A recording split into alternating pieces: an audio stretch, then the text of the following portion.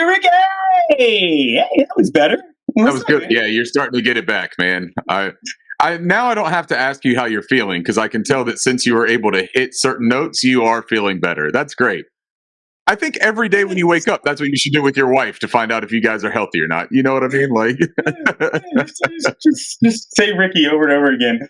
Actually, we actually did like a hour long talk before this episode, and like to go over like the future of the podcast and what we're going to talk about on this podcast. And I didn't even tell you I went to the Harlem Cigar Room last night, so I actually am a little tried out from cigar. That's that's understandable now. We're having a kid like literally any day, and I was like, man, I'm never gonna get to go to the whole Harlem Cigar Room because I don't want to have smoke on my shirt and stuff like that for the kid. Blah blah blah. So I was like, let me just go ahead and go and try it out. It was awesome. I loved it. Was it? It was so much fun. So me and this guy that lives in the neighborhood, we went and smoked some cigars and watched some basketball. And as lucky as I was last week with my bets, man, I'm just as unlucky this week with my bets. Oh, that's how it always happens, dude. It's got to even itself out, right? Yeah, man. What was the game? I had I didn't even remember what it was. Somebody lost by 4, and I had plus 3.5 on it. And it just took all my money, but a good chunk of that's a Scott Van Pelt bad beats right there. Oh yeah, I mean, I bet on several different things and hedged a lot, so I didn't lose a ton of money. But man, the spots where I could lose, like the small like areas, like say I had like minus 5.5 and plus 3, whatever it was. Whereas like those 2 points, that's what was in all night long. Yeah. Oh wow. What about enough about me? How was your week? Yeah, man, it was a good week. I'm tired of the Panthers losing. I'm tired of that being the way that I start off Monday mornings, is thinking about that. But you know what, man? I'm also acclimating, right? Like I'm getting comfortable. It's starting to become a little bit more second nature. But everything else is good, dude. It's Christmas time, man. In my house, my son and I were out, and I was putting up some extra lights again because the Panthers lost again. And we were out there, and I started doing a mental count of how many lights I got this year. And I have comfortably surpassed the 1,000 light threshold this year. So I am full Griswold status. It is very, very bright at my house. Man, I mean, you drive, like I live in a cul-de-sac, and the minute that you hit that turn going onto my street, it's like almost somebody guiding you to the promised land, right? Like there is just this glow coming from the bottom of that cul-de-sac, man. It's a really nice reveal though, and I'm really into it. I'm a Christmas freak, so I'm happy, man. It's been a good week. There's like a documentary of those the people that had like the Christmas lights and the HOA like was like complaining because there was like hundreds of people that came through and they sued each other. And I don't know if you ever saw it, not Merry Freaking Christmas, but it was like I don't know. It's on Netflix or Apple TV or something like that. I can't remember. I never saw the documentary. I know which one you're talking about. It's they basically turn like their street into McAdenville. If you're familiar with McAdenville here in North Carolina, it's called like Christmas Town or something like that, where you just drive through and look at all the lights. And they basically did that with their small little residential street and just infuriated everybody. Exactly, and that's all I'm thinking about right now for you. You're just having that. You're that guy with the lights and everybody coming to see it. Everybody else is like, we just had like a that's basically what it is. Yep. All right. No one cares about any of that. So let's talk about the Panthers, which I guess people still care about. I don't know. But we were pretty, to an extent. Yep.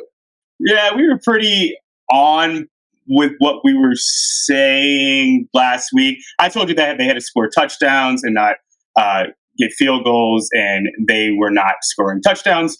And they lost 21-18. Let's go. You start. You tell me what your initial thoughts of the game was.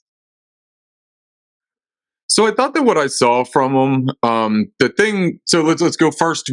I think what everyone was interested in seeing is what did Thomas Brown do with the offense again without Frank Reich there as the play caller.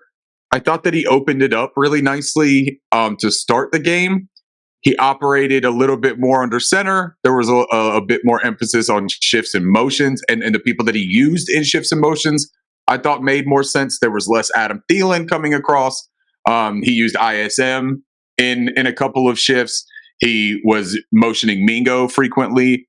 And a really fun part is that he actually targeted Mingo on one of those motions as well, which was a big part that was missing. I like that that was incorporated. That's a very successful way to get momentum and create advantages for players. I thought that he also did a little bit of almost like prerequisite work for the upcoming weeks, that he put a couple of looks out there. He deployed a couple of concepts, that there were some backside routes that worked, that we didn't hit this time, that I think that you can go back to and revisit. And that is something I'm very interested in seeing, because I think that it plays into the mental acuity of Bryce Young, being able to recognize defensive looks when he has an offensive play called and say, hey, this worked, last week, or last week there was an opportunity there that I didn't get to in my progressions, maybe because of the protections, maybe because one was a designated clear out, whatever the case may be. I think that he saw some things that he can rely back on that could work. And that's a different element, I think, than what I had seen from the offense previously. The offense previously just looked very stagnant and didn't have a lot of aspects that could have worked better. So I am interested to see what Thomas Brown does going forward with some of those looks and some of those concepts. I thought that it was interesting. Defensively, we got some key players back from injury, and I thought that their usage was kind of interesting. We know that J.C. Horn, he played 32 snaps. That's 52% of the snap count. Now, they acknowledged later that he was, in fact, on a pitch count. So that makes sense. I think it's curious, and there's a train of thought on both of them. The curious that it was a pitch count strictly for the first half of the game, essentially, and then no action in the second. That's probably because of the downtime after you get ramped up, that they didn't want to risk the re-aggravation by bringing him back up to speed after halftime. So I think I understand the thinking there. YGM played 60% of the snaps. He was on the field for 37. That's pretty in line with his usage prior to his injury, which is encouraging, because that means that he's probably feeling pretty good and relatively healthy to continue that. Jeremy Chin was the other big name that returned, and man, he was on the field for 7 snaps. That is telling. That is even less than what he had been. I think that it was probably safe to say at this point that Jeremy Chin is donezo here in Carolina, and that's something that we have got to look at going forward. Is can we use him this season for the remainder of these 5 games? Can we use him in a way that maybe we experiment with, because we don't have any? You know what I mean? Like, I just don't know what you do here, and when we have these issues in linebacker that we need someone to step in, maybe you let him play in the box more, get him a little bit more run there. But at the same time, they may also just be done with them and say, "Look, we've done everything we can. This isn't a player that we like." I just don't know if he's very good. I think he's a great athlete, and I think that he was basically a poor man's Frankie Louvu his rookie year for us, and he was like all over the field, and he made some good plays. But I haven't seen that guy, and it might just not work in the system. I don't know. Maybe he just can be better somewhere else.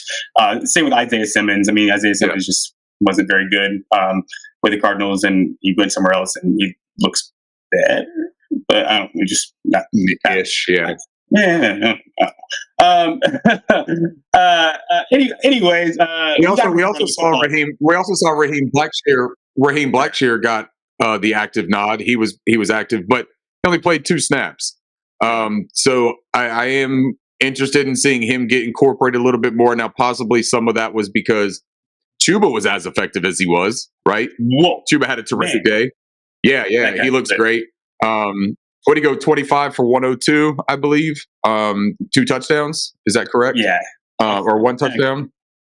1 touchdown, right? Yeah, 1. Was 1? Okay. Yeah, because Bryce had the 2-point conversion, so maybe it was 2 for. I think it's 2. I think it's 2. Yeah. Yeah, you're right. 2 for Chuba.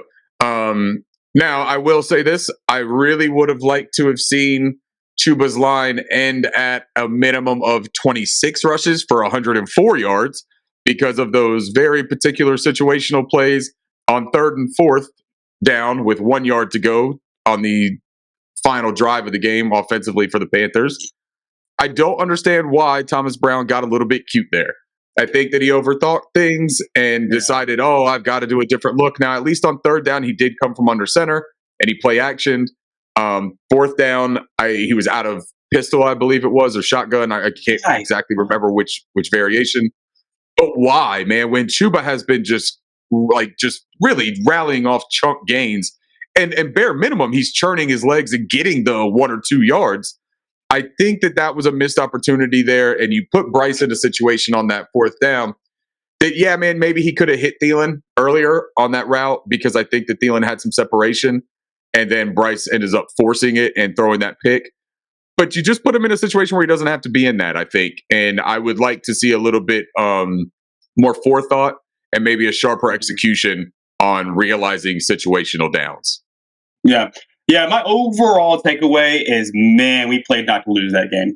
We had no aggression, played field position, which is what you kind of expect from a special teams coordinator. You play the field position game. We got kind of. And it was monsooning for a good portion of the game. Right. That one PI call killed us. The first part of the game, which if we play from a lead, I think that we're going to be fine. Us coming back is just so difficult with this this small amount of firepower, and just they didn't call the Mingo catch which it was, and then they gave us a phantom PI call. Though if that goes the opposite way, I think that we're in great position to win that game. And we kind of been on the unlucky side of those calls a lot. That's not an excuse, but that has it has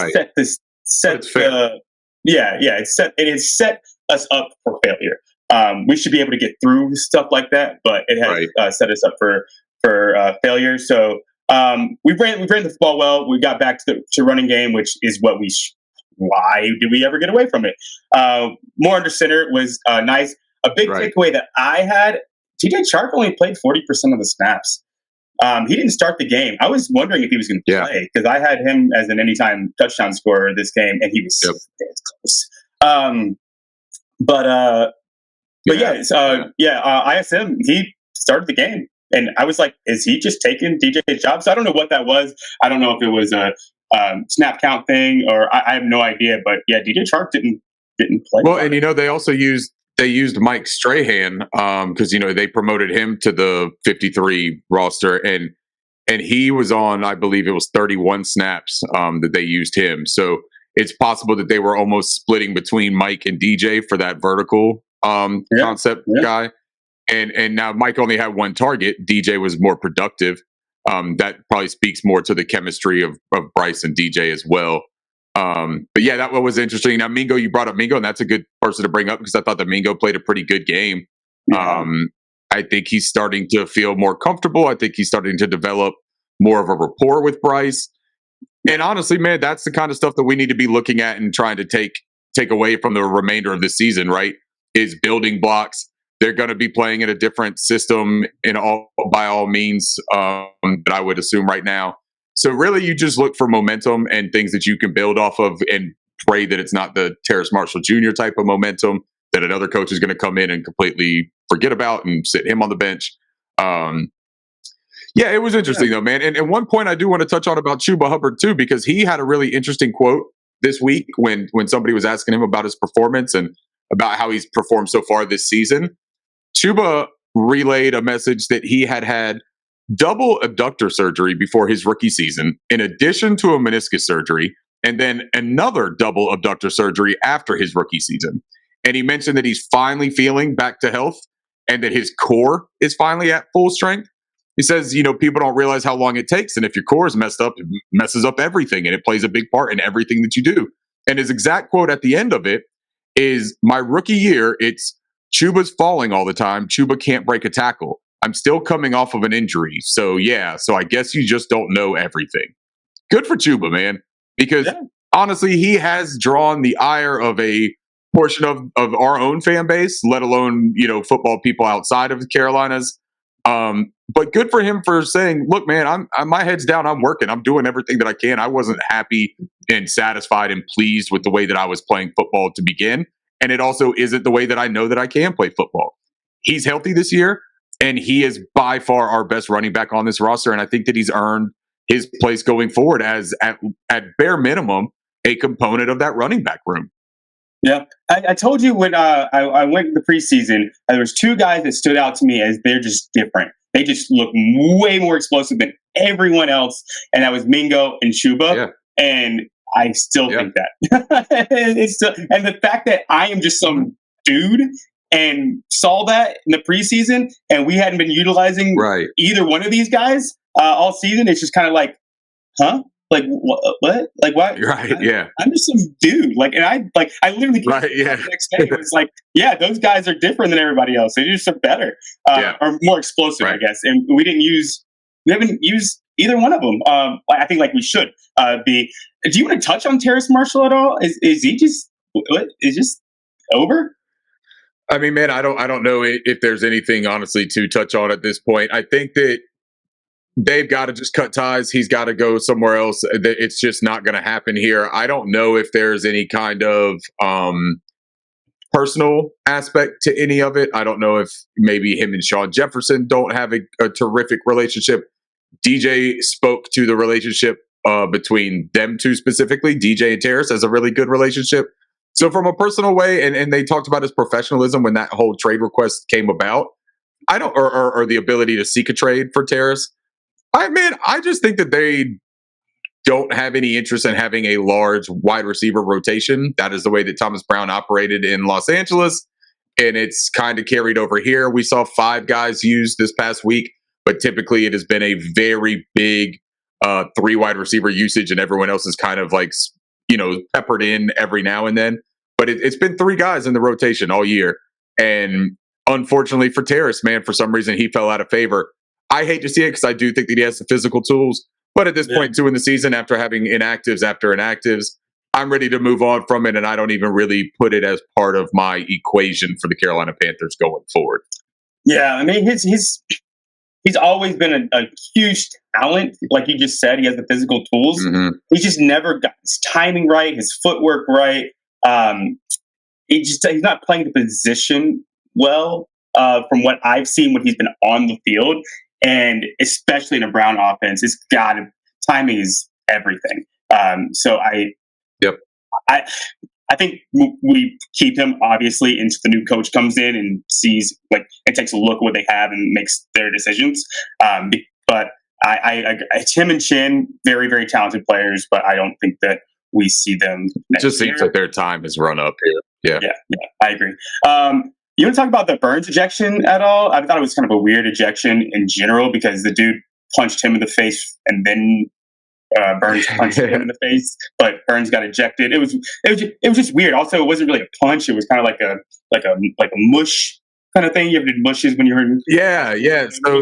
So Sheena Quick actually talked about using that exact wording and saying, no way, did she really? That it was a really nice. Yeah, and she was saying that it was a really well executed mush as well because she did an example of how you don't mush with the top half of your fingers. You know what I mean? That's just like a little get away type of thing. You've got to mush with a little bit of that heel of the palm. There's a real execution to it, and she was very impressed with the way that Brian executed his mush. I'm not a big fan of a mush justifying an ejection. Now, I will say this: you do at least to an extent. Yeah, right. I mean, there's emotions, there's all kinds of stuff going, and Brian spoke to it later in the locker room that there had been some things said that shouldn't have been said. I don't even think that it was the same player that had said that the thing that he referred to earlier in the game. It was a different player that he ended up mushing. But there's a way that you can look at it from both sides, in my opinion. I don't think he should have been ejected for it. It seemed way over the top to make that decision. And it's a very impactful call for the officials to make to eject Brian Burns from a football game for that. The second part of it, though, that I will say is that as big of a problem that we've had from a discipline standpoint on this Carolina Panthers football team, I do kind of want to see a tiny bit more restraint, I guess, of emotions pouring out in a physical manner after a whistle is done. But man, look, I don't think you can hold people to doing absolutely nothing from a reactionary standpoint. And too many times in the NFL, we see the second guy as the guy that gets caught and gets penalized for something when they're not the ones that initiated the bullshit, right? So for me, man, I don't fault Brian. I'm not going to sit here and be like, oh, dude, get him out of Carolina now. Now he's just beating people in games. No, man, come on. Take it easy. This isn't Greg Hardy. We're talking about Brian Burns mushing somebody in the face after getting mushed himself. Like, it was all part of the game for me. Also, when you're ejecting somebody, you don't go back to the replay, be like, oh, this dude did the exact same thing to him, and then you just did it back. So if we're gonna also let's not eject anybody, but if we're gonna eject somebody, let's eject both of them. It just seemed. I've maybe seen 3 ejections all year, and I've seen stuff way more egregious than that. Yeah, man, and I thought that there was almost this process in place that after your second personal foul for certain infractions is when it's a mandatory ejection. Now, maybe it's because the ref was standing directly, next to Brian and he got a really up close and personal look. Maybe that official has been mushed before in his personal life and it brought back some trauma. And he was, just very, very, having seen ghosts himself and it brought him back to a situation that he just didn't like. Maybe he's got a neighbor named Philip that mushed him before. I don't know. But it definitely seemed like there was a little bit of extra in play there that Brian deserved to be able to stay on the field and not pay for the sins of Philip, his neighbor. Man, I just love that she used the word bush. I've heard that word since I was like 14 years old. Yeah, she had a really good example of it too, man. She done bash tire the best. Yep. Exactly what it was with the bush. Outside of that, the defense played fairly well. They got, like every week, they get some weird penalty against them. But overall, I thought they played pretty good. Evans is he's just excellent. He's just such a good player. And we still need a pass rush. Are the only two. Because when Horn was on the field, Horn shut down it. Like, Horn was great. Horn was fantastic. Yeah, he got beat for the big deep play to Evans, I believe. But for the most part, man, I thought, and Horn's shaking off rust, man. The guy hasn't played since week 1 of the NFL season. He's coming off of a significant hamstring issue. Yeah, I thought that he played pretty well, and I think his PFF grade was pretty high. So whichever way you slice it, if you're a guy who watches the tape or if you're a guy that goes to PFF for their scores, I think you got to walk away from it feeling pretty good about him. You just need JC to string together some consecutive healthy games. That's the next part of his equation. Yeah, we held Godwin to 0 catches. I mean, our defense is good. We need a pass rush, and a lot of that was because Burns got ejected. Derek Brown's so good football. I really, really like him so much. But yeah, the defense played well. I don't have notes for the defense. I think the defense played pretty well. Defense played good. Yeah. Anything else that you want to talk about from this game that stood out to you? Absolutely not. No, I don't want to talk about losing a game anymore. Nope. Thank you for asking, Alex. Dude, I gotta mute these people. Like, man, Jake Feely. I've never seen a commentary so one-sided. All they could talk about, they just lauded everybody on Tampa Bay and just talked so much shit about the Panthers. It was mind-blowing. I was like, and they didn't know half the Panthers players' names. I was like, right. Wow. Like, tell us how you really feel, guys. Like, objectivity at all. It's a 3-point game, man. It's not like Panthers not even trying. Yeah, you're just like, oh yeah, like from the very beginning. Oh, this game's over. Look how great Baker is. Look how great Mike Evans is. Look how great Vita is. Players playing. Oh, Bryce is not good. Bryce is too short. What's really funny too? When we talk about how we previewed this game, and I mentioned about Baker potentially having the same kind of result of the Cleveland game here in Charlotte or here in Carolina week 1 as his revenge game. What a eerily similar game that was, right? Because he had the big play to Robbie Anderson for 70-yard touchdown against Cleveland that kind of made his stat line look really good. And then in this one, he had the big 75-yard touchdown play. Yeah, and he had the big 75-yard touchdown play here in this one, and they win. I mean, man, I'm telling you, that's a very similar line outside of the fact that he got the win result. Which, it is what it is at this point. Yeah. Move on. Yeah, sure. They know how to win. We don't know how to win. It's okay. But no, I don't want to talk about this game anymore. I think Bryce looked good. Bryce, he's getting there. I think. Yeah, I think you get him. Bryce makes some really good throws. Yeah, they wrote him out. No, what you're saying is exactly right. Yeah, they wrote him out. They got him under center. They just changed looks. They manipulate people open, and this is without our tight ends that can actually run routes. So and Chenault, which is a good guy out of the. So I think I expect us for Bryce specifically to start getting there a little bit more. Let's talk about the news we got going on. Yeah. So I have not been paying attention like I should be, like a great podcaster. But thank God we have you. Mm-hmm. Talk to us about the person article. Yeah, that's been the really hot topic, and it's because it's a terrific reporting from Joe Person and Diana Rossini for The Athletic. It's a really damning report. If you're a Panthers fan, it's as long as you're not squeamish, I would highly recommend coming in and taking a look at it, reading it thoroughly, taking all the insinuations and the facts from the article that they lay out in a really meticulous way. I think one of the things that is standing out the most to everybody was this quote, and let me find it. Team sources described a Hunger Games culture at Bank of America Stadium.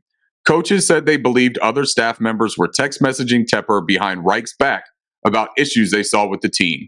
In one instance, general manager Scott Fitterer and an offensive coach went to Tepper with a coaching suggestion for the quarterback. So, we know that there was the instance of Tepper coming and telling Reich that they needed to incorporate more RPO concepts for Bryce Young because that's what he did at Alabama. And I am under the firm belief that that's something that Frank Reich likely used in his pitch to become the head coach here in Carolina. But they expand a little bit on things. And in the article, this is another direct quote. Days before Thanksgiving, with the team spiraling and Young getting pummeled, Tepper told Reich to fix the rookie's footwork. Tepper told Reich to fix the rookie's footwork. Fitterer and others had told Tepper that Young's feet were the cause of some of the Panthers' protection issues. They believed Young wasn't dropping back deep enough on his pass sets. So look, that is redonkulously loaded, in my opinion. You've got the thing that Tepper is going, the owner of the football team is going and telling the head coach what he needs to work on and implement in their practice regime or regiment for Bryce Young.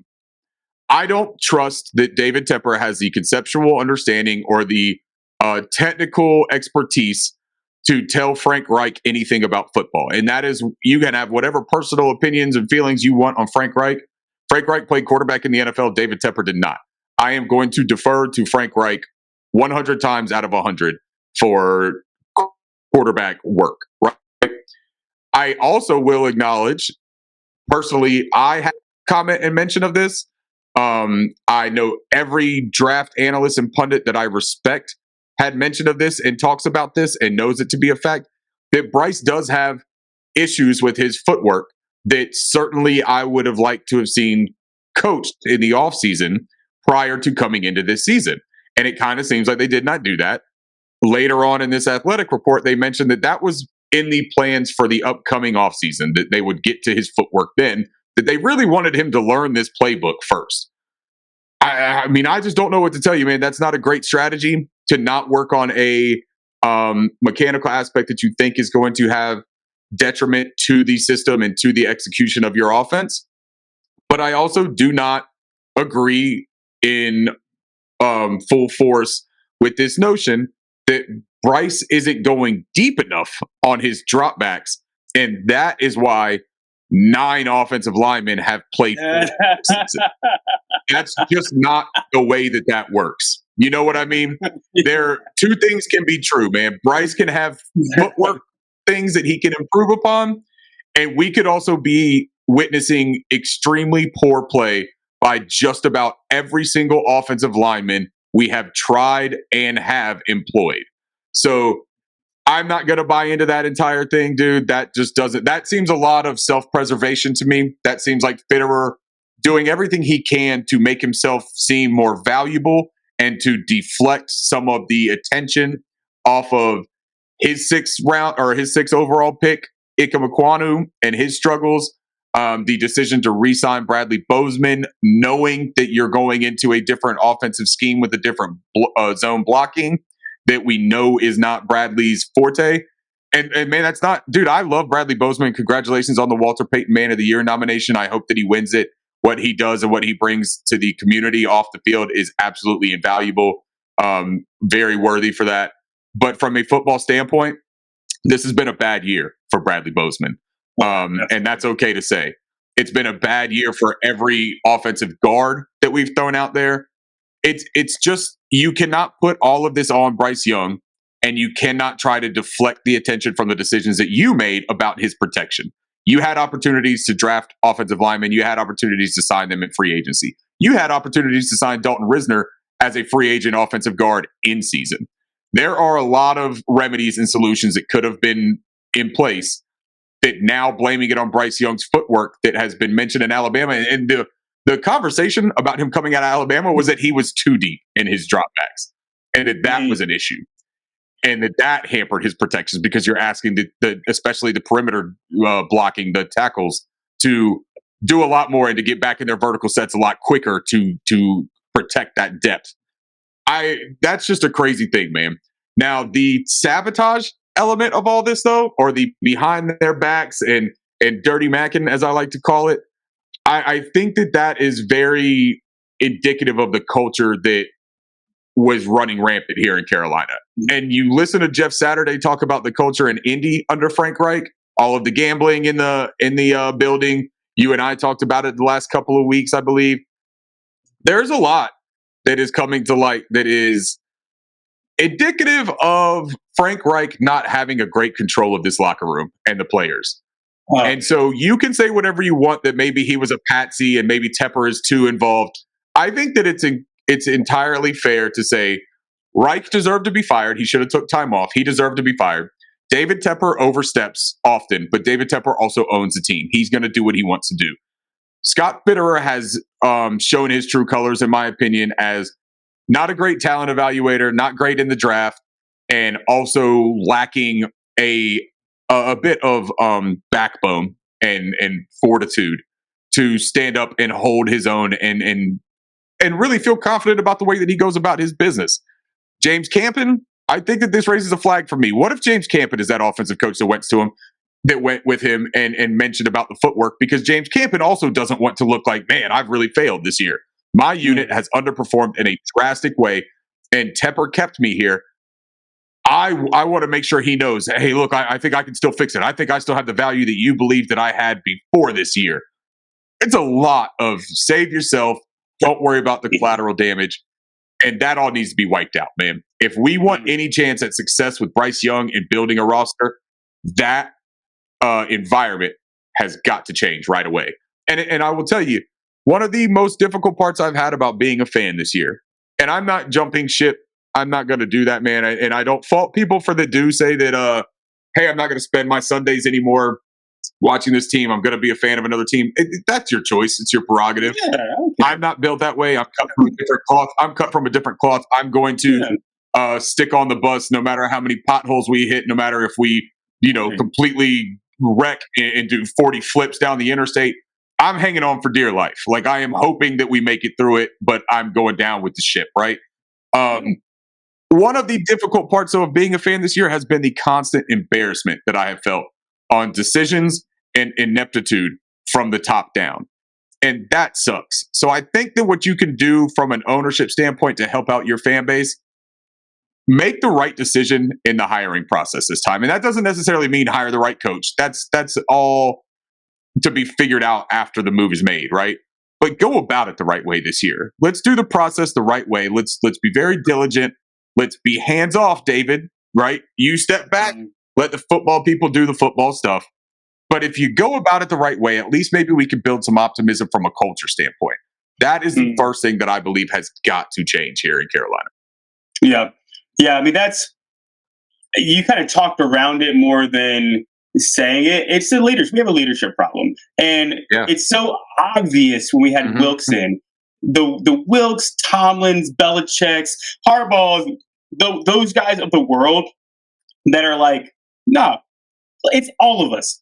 If there's not one problem, the play calling's predictable. That's why, they're getting free pass rushes. Yeah, the offensive line can be the best offensive line in the world, but they know exactly what you're going to do.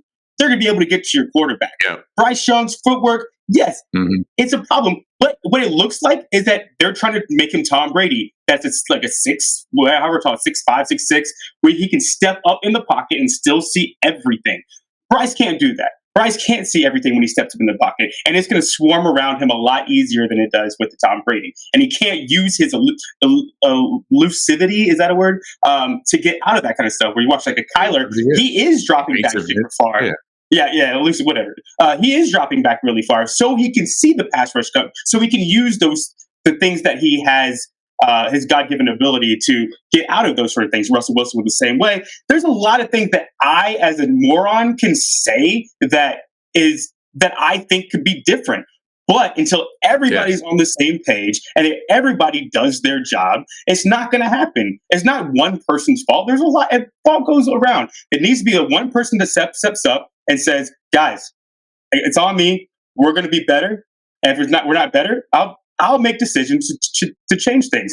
We don't need to do all this passive aggressive, blah, blah, blah, blah, blah, blah." So, first of all, we had a coach that wasn't a leader. I like Reich. Reich seems like a nice guy, but he wasn't a leader.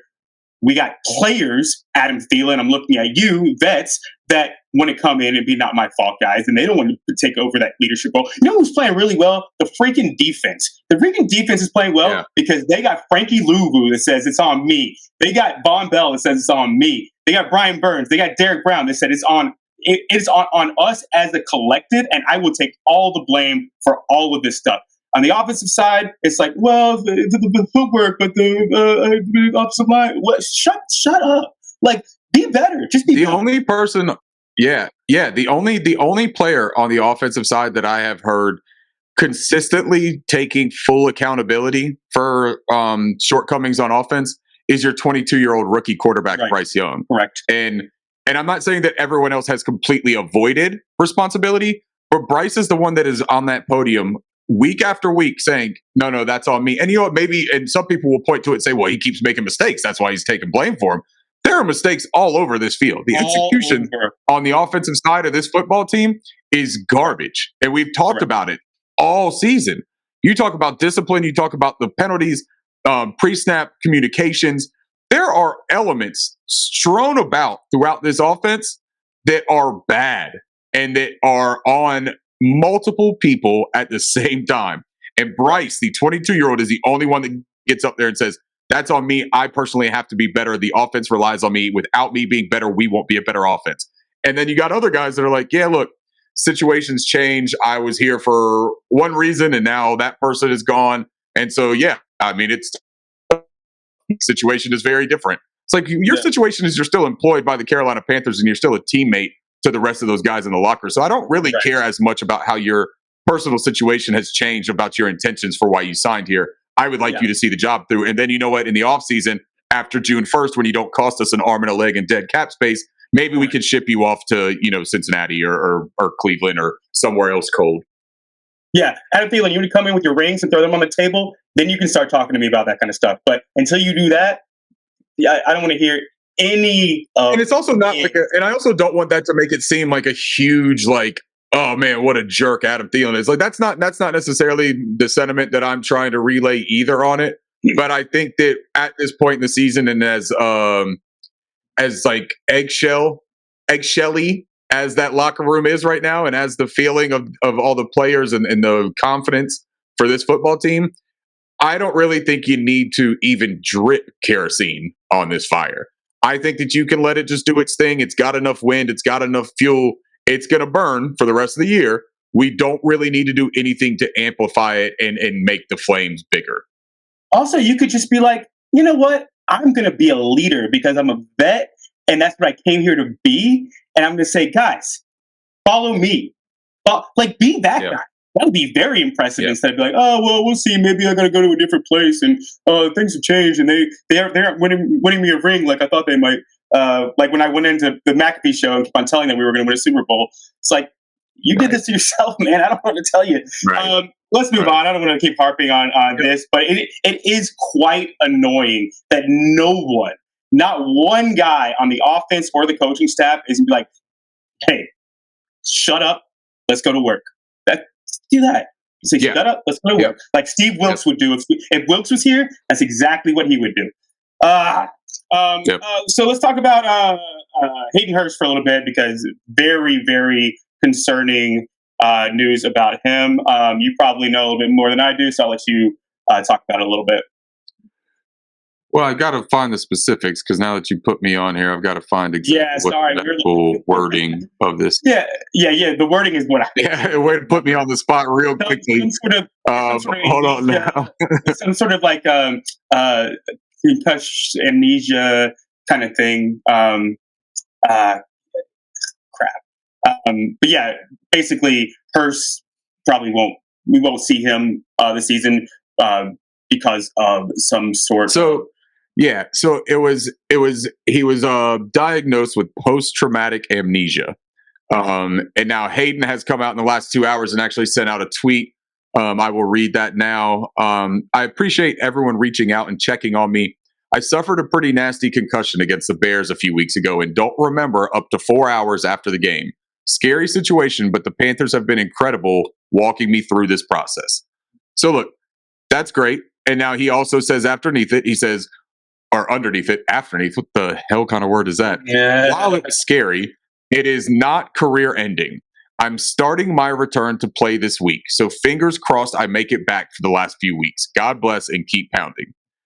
So I want to touch on it for a second real quick and then get your thoughts, Alex. I am all for him making his decision on this. This is his life. This is his career. This is his livelihood. It makes tons of sense to just completely defer to that person and not put your own personal input. So I caveat all of that with that being my stance on this. For me, as a person, as a father who thinks about situations of having a loved one go through something like this or having myself go through it, it scares the ever-living shit out of me personally. And it would be enough to me that if I was diagnosed with something that could make you not remember prior memories or have the inability to form future memories, I don't think I could be ever comfortable with putting myself back out there to sustain another injury to my brain that could make that possible if I have a family, kids, or anything else that like I want to focus on after the game of football. I hope that Hayden Hurst does what is in the best interest of Hayden Hurst. I hope that fans will give grace on it and not resort to joking or talking poorly about him for not playing if he decides not to play the rest of this year or for his performance on the year. I really just hope that everyone will put this in a vacuum and say, this is much bigger than football. This is a serious situation and only send good thoughts and vibes for Hayden's family going forward. Yeah, my thoughts on it is take it out of his hands, man. NFL, start taking it out of these guys' hands. These guys want to play. They're competitors. They want to play. Take it out of his hands. Say no. We don't know enough about this. Like this is the first case I've heard of. Say until we know more about this, you're not competing for anything. You're not trying to make the playoffs. I know when you want to play your contract out, we're taking it out of your hands. And it's not going to do anything to anyone. It's not going to help hurt. You will be fine. Let's at least keep you out a certain amount of time until we know more about it, until you are you understand all the repercussions. You've talked to all the doctors. You have as much information for you, and we protect the overall concept. We're starting to get away from this with concussions too. Beginning of the year, you had to wait at least 2 weeks to come back from concussion. You always miss the next week. And now, like Chris Olave, who's had like 4 concussions in the past 3 years or something like that, he played the next week, didn't quite look right. Brock Purdy came back the next week. Brock Purdy, yeah. Didn't quite look right. It's like we did such a good job protecting these guys, and now we're not. And it's like, it's not like all of a sudden these like last 5 concussions are like, oh, they just got better at recovering from it. No. Yeah, right, exactly. right. You just get better recovering from it. What is it like? Yeah. We're not stupid. Let's stop like playing with these guys' lives, this livelihood. They want to play. We know that they're professional athletes. They want to play the game. Take it out of their hands because we know, we have the data. We have it. We know what can happen to these guys. That's why Luke Kuechly retired. Right. Andrew Luck retired. Like, we have the data behind it. Take it out of these guys' hands. And that's personally, of course, Hayden wants to play. Of course he does. Because he's an athlete, he's a competitor, and he wants to be there for his teammates. He's going to play if they allow him to play. Take it out of their hands is what I have to say about that. And hopefully they do, but we'll see. Fair. Yeah. One thing I want to talk on real fast that is before we get to the next preview. I know we don't have a ton of time. What is the deal with the weird Bears-Panthers rivalry? Like, I think everybody wants to win that trade so much. And it's like, guys, we both suck. Like, what? Like, what? We're mad. Like, I got to think like it's like almost like we both want the promotion from. So I worked at Amazon, and people would like listen to at Amazon. We had different rankings of levels that you were at. So I was like an L5, and you get promoted to L6, L7, that kind of stuff. And it's almost like the L12s are up there, and instead of us being like the L12s, man, like these guys, I hate those guys. It's like the two L5s going against each other because we both want to be L6s. And you're just like, yeah, right. We both want to move. Like, let's just both be better. We both want to move up. I can't. There's some sort of there's some sort of disdain or I guess rivalry that has formed over the offseason after the trade for the number 1 pick and sending DJ. Everyone got into this thing of comparing the rosters and comparing where they're going to be after this. And there's just this high level of animosity, man, that carried over into the year where every time the Panthers lose, if you're on the internet, if you're on Twitter, you get on there, man, and it's just like all kinds of Chicago fans in there talking about, oh, man, Bryce stinks. This is the worst decision you guys have ever made. And then Carolina fans will point to him and say, hey, what is Justin Fields doing? Like, is he still a running back? Like, what's going on there? And so you just get this back and forth that doesn't change anything. They've got our pick. They're going to get whatever the hell happens. They're going to get it. And Panthers fans like, I don't want him to get the number 1 pick. And to an extent, I understand why you might feel that way. You didn't want them to have a high pick because that means that we had a bad year.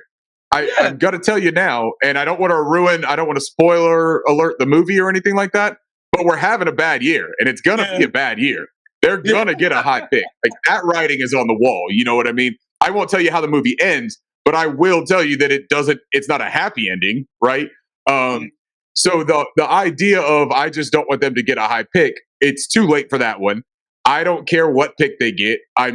They still have to hit on that. And so it is what it is. We're going to have the 33rd pick. And you know what? If we give them the first overall pick, at least we get the 33rd pick. If we end up giving them the 4th or the 5th pick, then we're picking 37th. I'm okay going with 33rd. Like, I've got to be as close to that first round action as I can because we don't have one. So let me stand right outside the door of the club instead of putting me in the back of the line too, you know? Exactly. That's good. Yeah, it's like, I don't see us fighting with 49ers fans. Like, yeah, you guys got McCaffrey, and he's awesome. And like, we probably lost that trade. But it's not smart. It's not smart or fair to get in any kind of fight with 49ers, whether it's on the field or off. That is a machine of a franchise. And like, there's nothing you can say. Yeah, well, you play with a Mr. Irrelevant as quarterback, and he's terrific. Well, it's also like, you know who also traded a bunch to go up for a quarterback and work on it?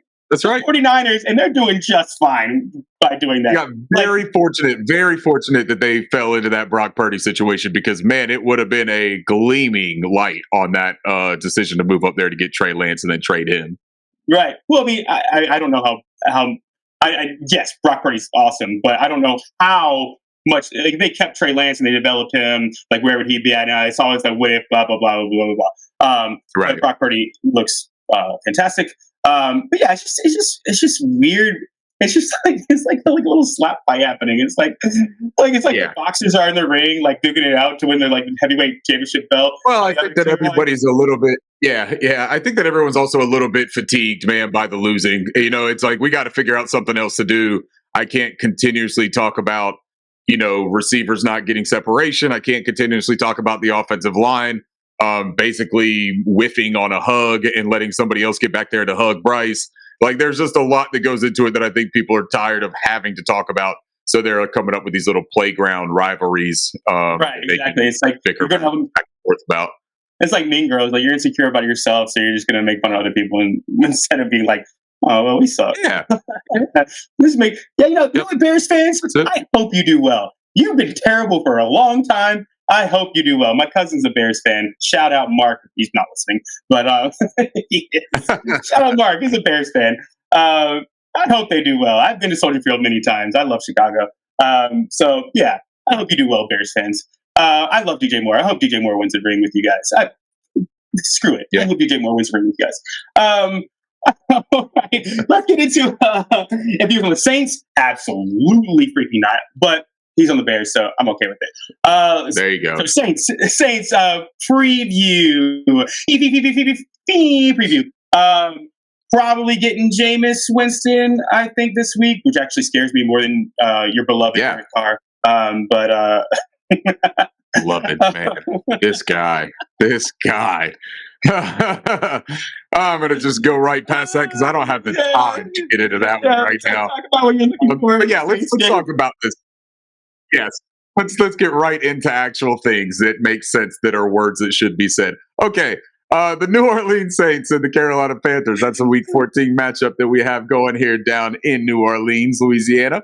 I'll do the statistical ranks for the Saints. I'm not going to give you the ranks for the Panthers anymore. I'm tired of saying 29th, 30th, 31st, 32nd. I'm tired of saying those words after saying Carolina Panthers. So I'm just not going to do it. We're at the bottom half of we're at the bottom 5 of every offensive statistic that you could imagine.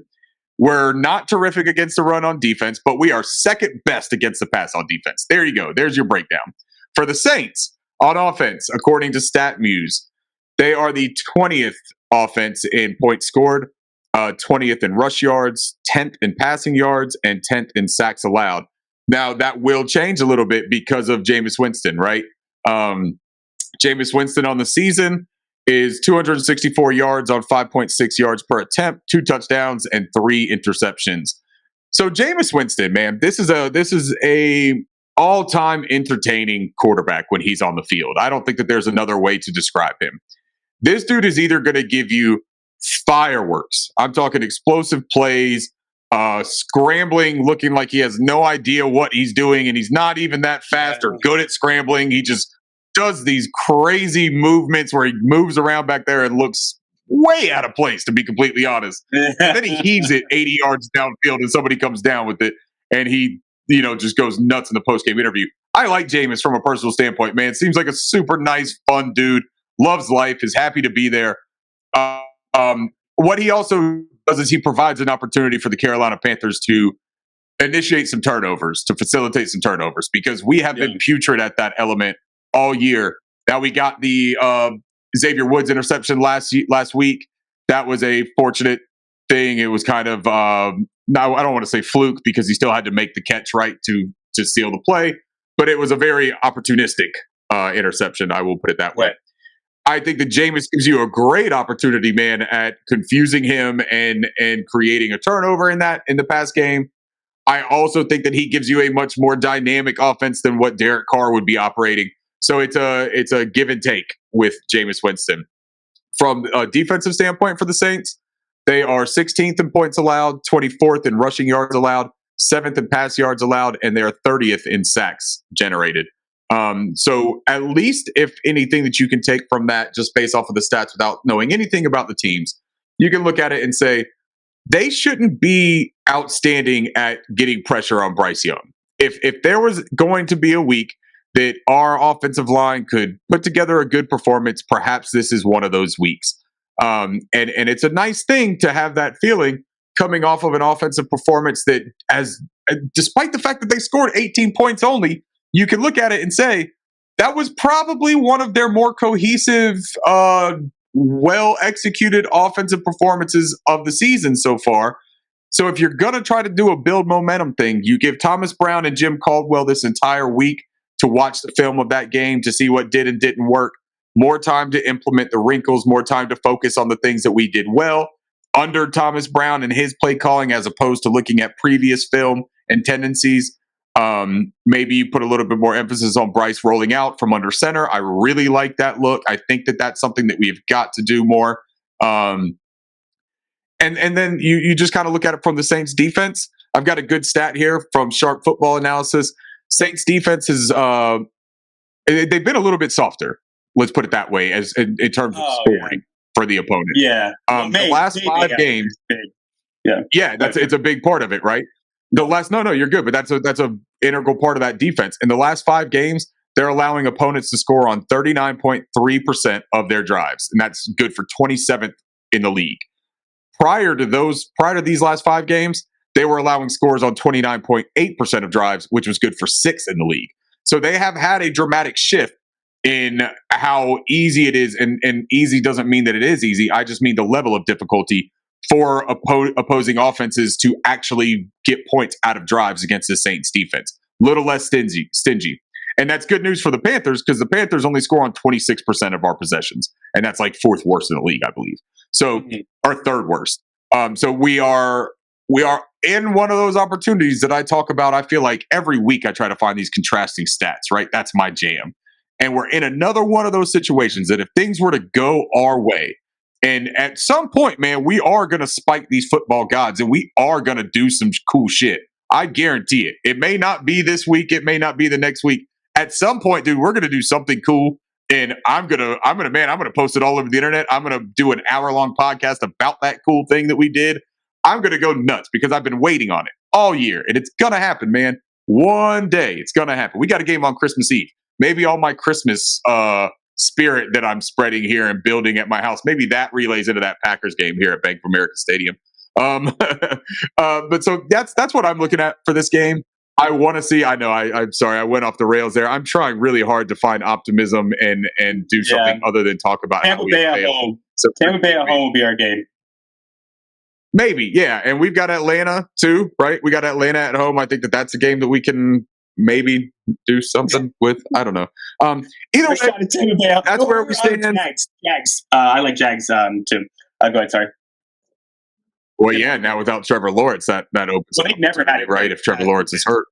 Yeah, they never had a great. Yeah, true. True. So that's what I look at. I think that I don't think that I expect a huge production day for the offense. I know that I just talked about the Saints kind of being a little bit softer. I still just don't think that we're a great matchup with them. You know what I mean? And we've already played them once this year. We know what their tendencies are. They know what ours are. You could say, well, we should have progressed and grown a little bit through the year and should present some different opportunities or some different looks and difficulties for them. I'm not 100% confident that we have or will. I think that we are going to be pretty close to what you've seen. I am not stepping out on much of a ledge for the remainder of this season. I don't feel that's beneficial to me. It's not beneficial to anybody. So I anticipate this being a very similar game to what we've seen the past 5 weeks. We could give our score predictions, but I want to hear your take first on what you're looking for from the game. Yeah. Sorry. So I'm going to go over injury report real fast. Pretty close to full strength, like almost full strength. I think Von Bell, who's limited practice yesterday, I think that he's going to play. The only people that didn't practice were Troy Hill, Moton, Thielen, and Deshaun Williams. Deshaun Williams is the only person I'm actually worried about. I think we're going to be full strength. So that's a good thing. Their Wednesday report was Taysom Hill, Cam Jordan, May, Kendra Miller, who cares, Malcolm Roach. That's a guy that you got to keep your eye on, because if he doesn't play, we win. I think if he doesn't play, we win. And Rashid Shaheed, which probably isn't going to play. And I think, yeah, the guys to look for, Cam Jordan, who always shows up for the Panthers. They're at home. We're on our third road game in a row. We ain't winning this game unless we get some injury luck, in my opinion. We back to back to back road games. Everybody's blaming each other. Bunch of negativity out of the locker room. Chris Tabor isn't really a rally around me kind of guy.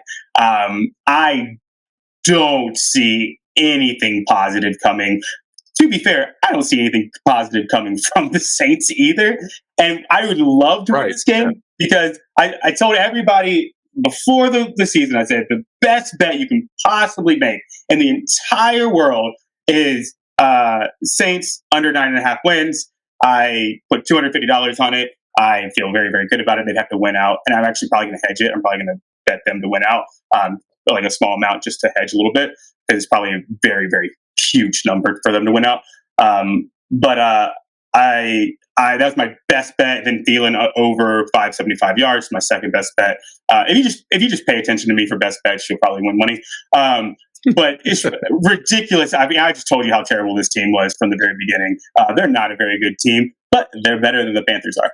So, yes, they are. Because they got the great Derek Carr. That's right. That's the engine that drives them. You're exactly right. But Malcolm Roach is the king of their interior. And if he misses and we can establish a run and play by our terms, I think we win the game, especially with May out, because May, I think we can take a few shots too, because I think we'll be able to run the ball, set a play action, and maybe finally get a bomb to ISM or Chark or someone, which would be fantastic. Because I think, and they may have done, like I said, they may have done the groundwork for one of those shots last week when they showed a couple of those looks, and they had some backside opportunities. I think that they could have seen that on film, and maybe they deploy that same thing this week. Right. Exactly. Yeah. And I think that's the way you beat the Saints, is you beat them long, especially with May out. Because all Matthew's doing is he's trying to sit on routes and get those picks, which he's been doing. Right. He's got a lot of Jesse Bates in him for those specific reasons.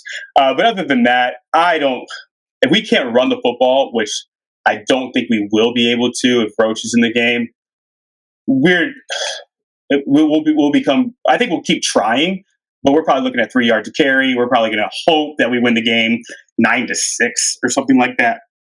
Or the defense will have to make some sort of great play.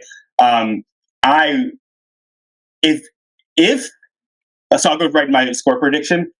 If Roach plays, I don't think we score a touchdown. So I would say we would lose. And I'm also very scared of Taysom Hill. So I hope Taysom Hill, this is a real injury. I mean, I don't hope that he has an injury, but I hope he doesn't play. Because now, wait, before you get into this, you're not about to try to give me like two different score predictions that are based off. No. Are you? You are going to say this with your chest to give me one number, right? No. Yeah. Okay. I think that we lose. I just hate giving the Saints credit. I want to say 13-9. I think we lose 13-9. We have the ball to score a touchdown at the end of the game, like we always do, and we don't do it. So 13-9 Saints. Unfortunately, because I hate the Saints, and I would love to be wrong about this one. Okay.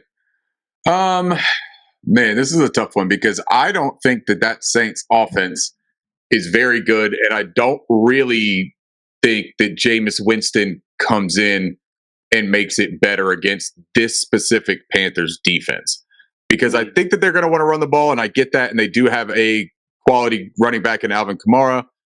But I know what Evero will do, and Evero will do more of those one high looks. He will put more emphasis on shutting down that ground game, and he will challenge Jameis Winston to beat his secondary, which I think is a better thing for us than it is for Jameis. I also just worry. I think that the Panthers are going to be able to run the ball against the New Orleans Saints. I think that if they commit, I think that what they saw work against a really good Tampa defense against the run, I think that what they saw work and what they saw with the play action aspect from under center, they're going to put an emphasis on that. if I was them, I would put an emphasis on that. I would have saw how that worked, and I would say I think that that's the exact game plan that you can execute against New Orleans that would also work the way that it worked against Tampa to an extent. So there's this weird dynamic that's happening in my head, and it's that everything that I think can happen in the game would tell me that the Panthers actually have a shot at winning this football game. I would feel really good about it. I can't do that. So I am going to go completely again. No, because I just don't believe in it. I don't buy it yet. Like it's just not going to happen for me. You know what I mean? So I'm going to look at it and say, I think it's going to be a competitive game. I think it could be a good game. I think it can actually be relatively entertaining because of the Jameis Winston turnovers and because I think that our ground game is going to get going and we see a chunk play or two from play action with Bryce Young.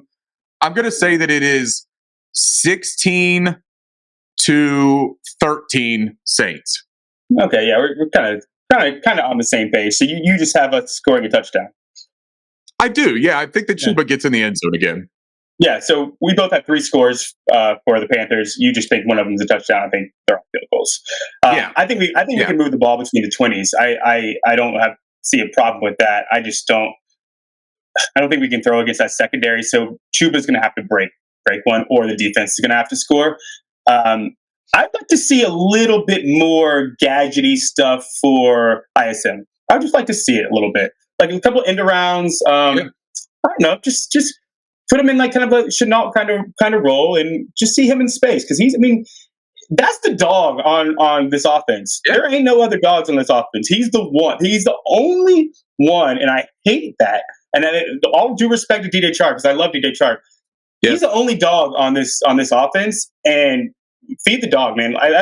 That's in my opinion. I want a guy that wants to win, and we got on defense. We got a lot of those guys. Offense, we don't have none of those guys. So I want to see a few more manufactured touches from ISM, see what he can do. Actually, Trimble's another one of those guys. I want to see him touch the ball a little bit too.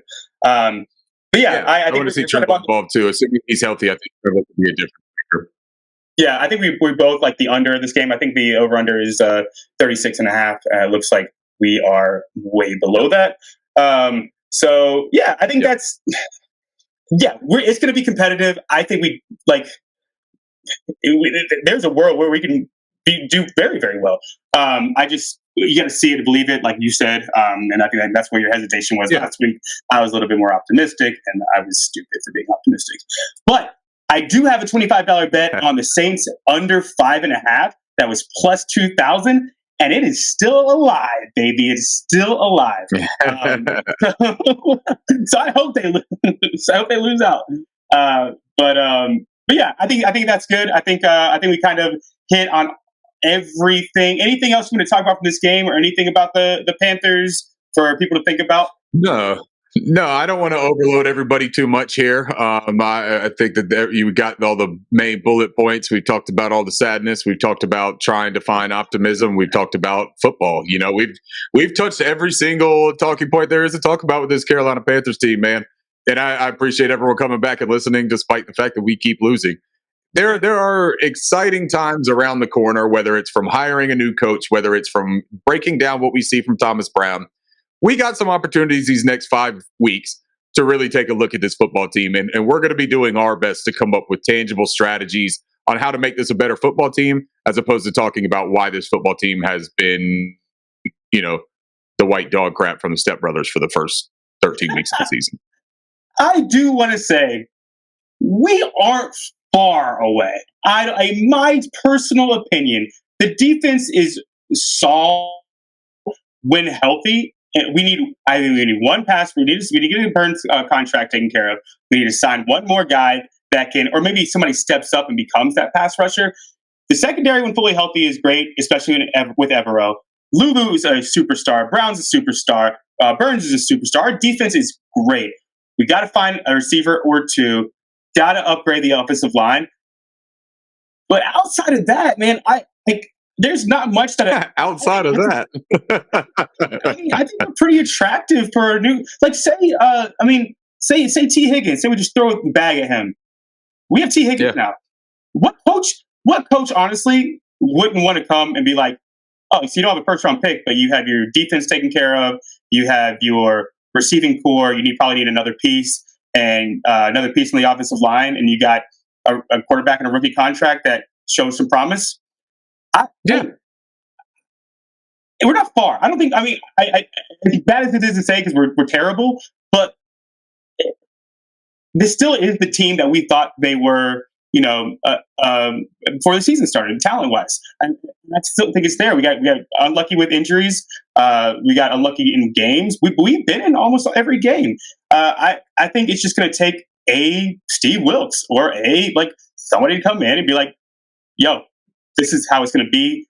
You guys are going to buy in because I'm the smartest dude in the room, and let's go." I think this could be a real fast turnaround. I just want to touch on that. I don't want to spend too much time debating that. I just want to kind of say that it's not all doom and gloom, in my opinion. I think that we're not far off, but I think we need some significant changes in the leadership standpoint. That's it. All right, good for you. I'll be right there.